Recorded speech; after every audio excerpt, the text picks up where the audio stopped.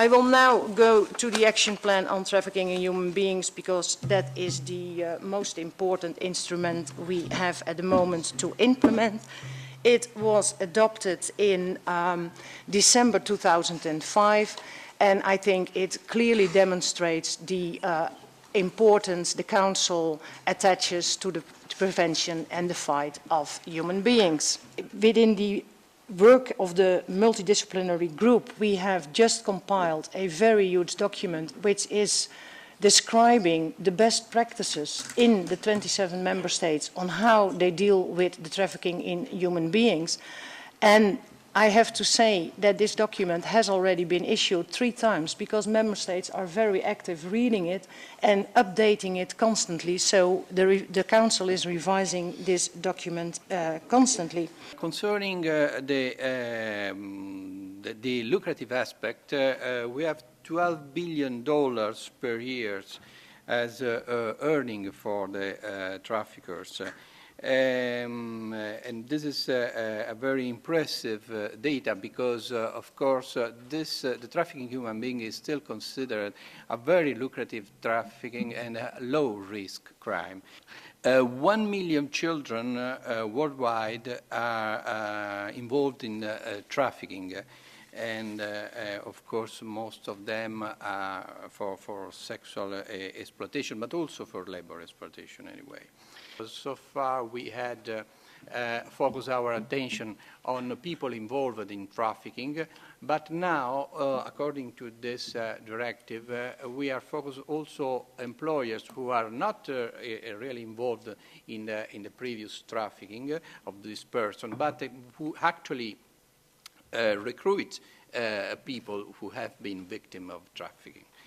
So the most important legal act was a decision by the government 1656 to try to combat human trafficking and the annexes thereto. Now I'm going to outline the main points of Romanian law against human trafficking. The basic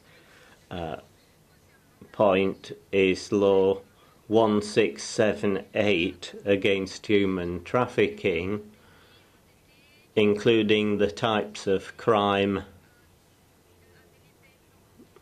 that are now subject to criminal proceedings. So with standards set up to give protection to people against human trafficking and to protect witnesses and the family of persons trafficked.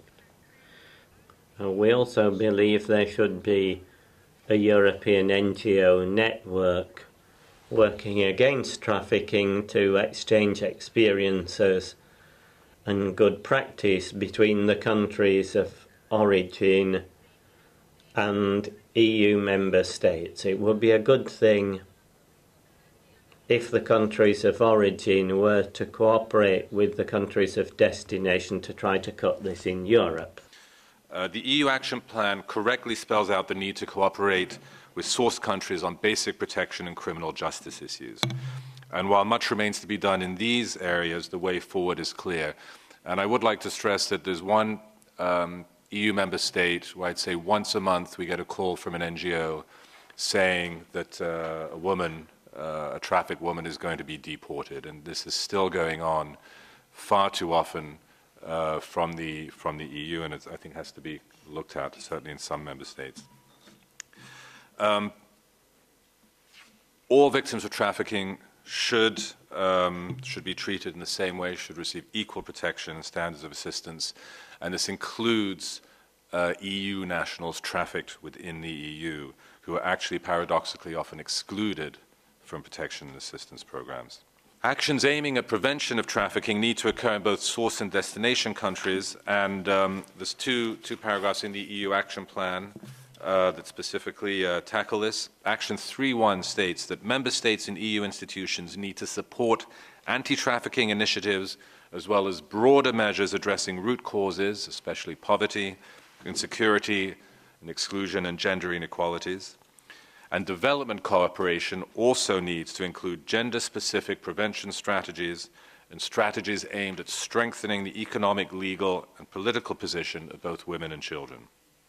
And listening to all the speakers before me and all the good action that we have and national strategies and European strategies and plans and European plans, it looks all swell into trafficking. And I wonder why the situation is different on the ground. And I wonder why the difference and the gap between the political level and the people on the ground is so big. To me, we talk about trafficking and then we split it into sex industry, labor, begging, whatever, so we can easily address the issues. But I think that we all agree that we talk in fact about slavery. Maybe we should turn around and start thinking of measures that really put an end to slavery, I call it. It's not trafficking that we talk about. And that means radical measures in sentencing the slave owners. We always go around this and we always find excuses why is it difficult to have European legislation, as we mentioned before. The United Nations estimate, as you probably heard, 700,000 to 2 million women and children are trafficked each year. And many of those are forced into prostitution. But of course, it's not all about prostitution. It's domestic servitude, it's forced labor in different ways. But we must make sure that those people are treated as victims because they are victims. A lot of them are beaten. They're told if they try and leave, they will be arrested by the police, and this is in all countries. We've just heard examples of this, that the victims are not treated as such. And how many women would choose to be raped 20, 30, 50 times a day just to be able to stay in a country? I think it is ludicrous. Unless the implementation takes place, unless it seeps down to the people on the ground, the police forces on the ground, then what is even the good of ratifying it? It's a difficult problem. How do we solve that problem? I don't know. All we can do as parliamentarians is to keep up the pressure.